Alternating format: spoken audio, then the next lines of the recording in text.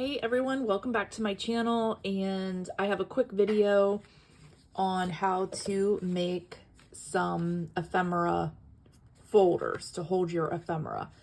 And I bought these folders years ago online, and they have just gone up in price. But I used to buy these because it would hold a 4x6 index card.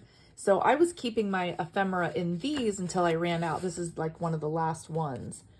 So I started to make some postage stamp ephemera, and I thought, well, why not make a folder to keep the postage stamp ephemera in?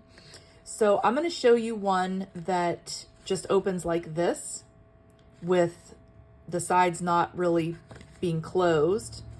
And then I'm going to show you one like this where the sides are closed, so you won't have things sliding out. And just, it's going to be two different sizes, whether you want the sides closed or whether you want the sides open. All right. So the first one is for the open sides. You're going to need a 6x9 piece of paper, and we're just going to score at 4 1/4. Then I'm going to talk about how to make these notches and so forth. So we've got a couple different ways of doing that. The other one, if you're going to have the closed sides, that one's going to be 6.5x9, and we're going to be scoring at 1/4 inch on both sides. All right, on both of these long sides, and then we're going to score in half at 4 1/4. And then we'll start to assemble and glue these and make those tabs, and I can show you how to do that. So the first one, this is the no sides. We're just going to score at 4 1/4.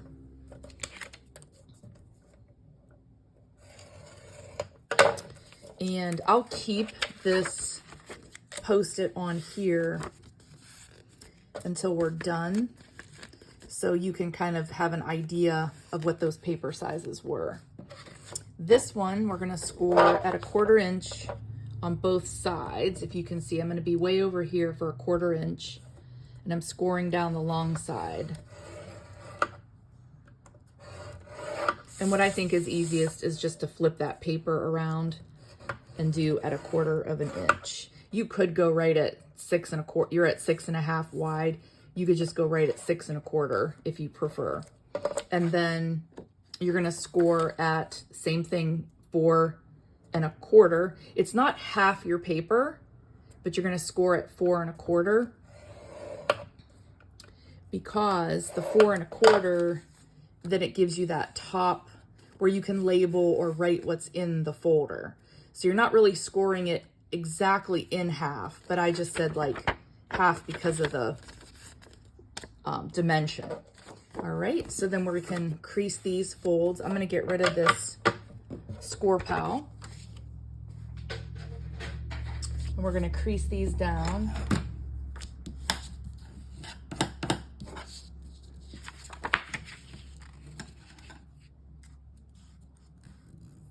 And you could always make these sides that you're folding in a little wider if you wanted to.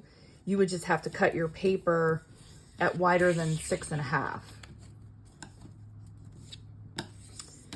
Get these all creased. And then there are I did cut a little bit of this off before we assembled.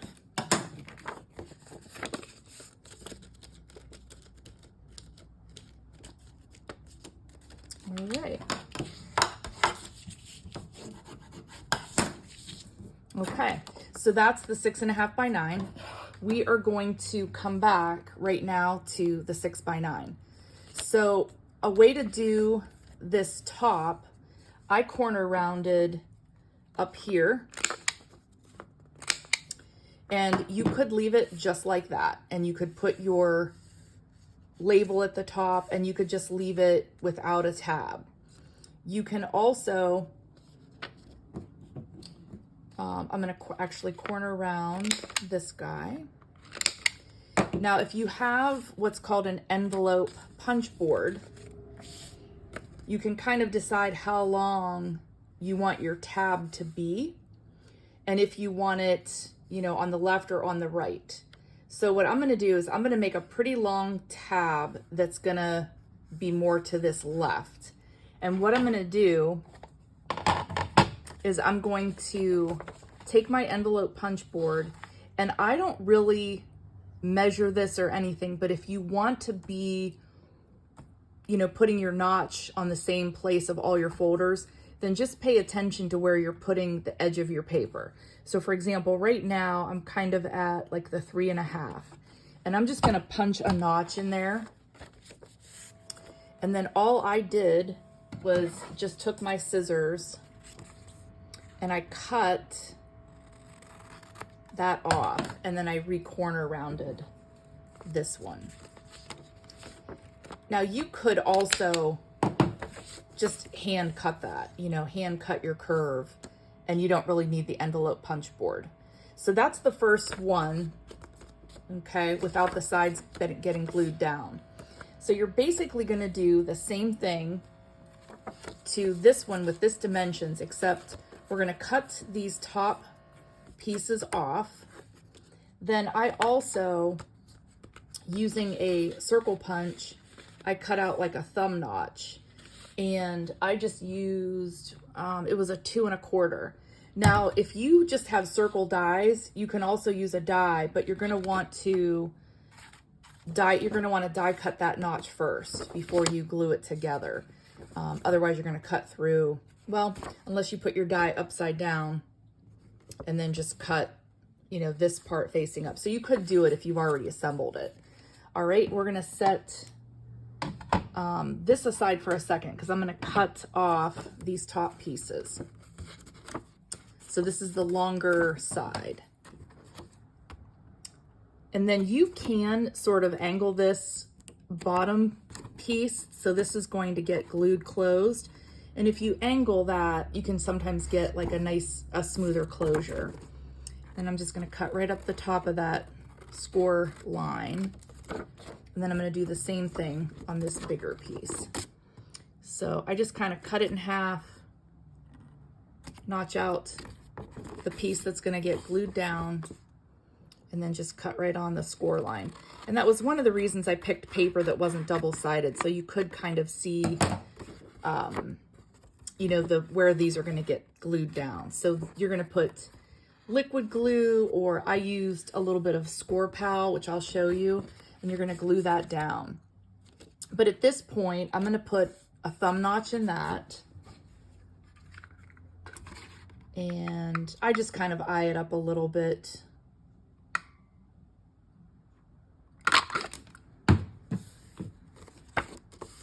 And then we're gonna corner around, and I'm actually going to use the envelope punch board again to do a notch. And I'm gonna go at that 3.5 again. And what that does is the further you move over, the longer your tab will be. And then I just kind of eye this up, cut that off, and then do the corner rounding. And I think, yeah, I didn't corner round this side because you're gonna glue that down. So you kind of want that to be flush. And I didn't corner around this one. You could though. This one probably wouldn't. Let's do it and we'll see. I don't know if I did. Yeah, I did. So I corner rounded these two, but I didn't corner around this side that's kind of more flush. All right. Okay, so this was the one that was 6.5 by 9, and that gave us these. So we're gonna now glue that together, and we will have our little ephemera folders. And I'll show you what I did with just some score tape and liquid glue. And I used this 1/8 inch score tape from, trying to find the end, from scrapbook.com. And there it is. And I just put 2 thin pieces of this down the side.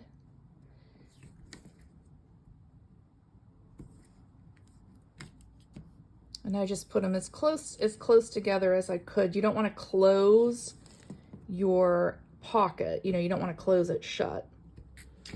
And we'll go ahead and put it on this side.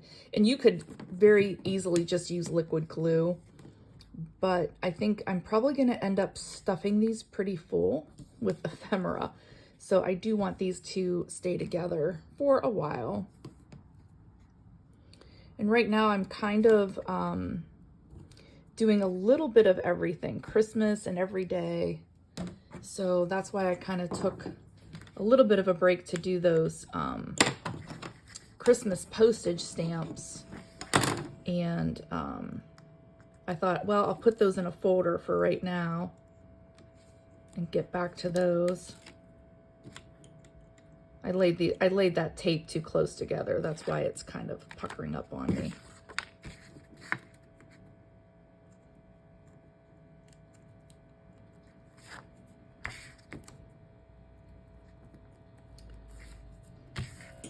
And then what I did is just a little strip of liquid glue on top of that, just because I really want to make sure that they're going to stay together.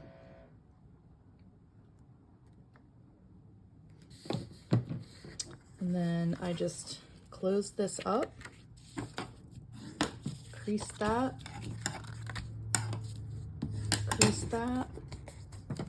and if you do have a little bit that just kind of was off the assembly, you can just trim that off, and then you can just sort of re-corner around that. And that gives you the one with the pockets. So we did that one with dimensions right here. And then we also did this one with just an open and closed type of folder. And if you could also probably make these even taller or bigger of any size. If you're using 8.5 by 11 paper, you could definitely make these even a little bit wider if you have, wider ephemera. And then probably the same thing, if you have 12 by 12 paper, you could probably make a full, well, you couldn't make a full 8.5 by 11 folder, but you could definitely go bigger. So, hey, thanks for watching. I am having some fun making ephemera and stuffing my little ephemera folders. And I'll probably do a video on how I made these little postage stamps as well. Appreciate you guys watching. Comment if you have any questions, and I'll see you until next time.